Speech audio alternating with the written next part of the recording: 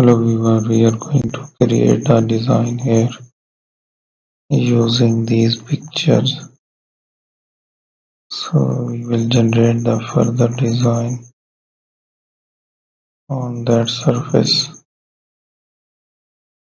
So let's find our shape. Keep on generating the new shape here.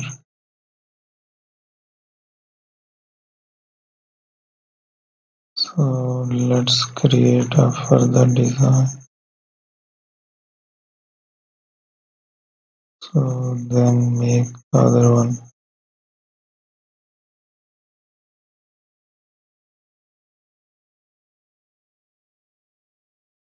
Let's have a design.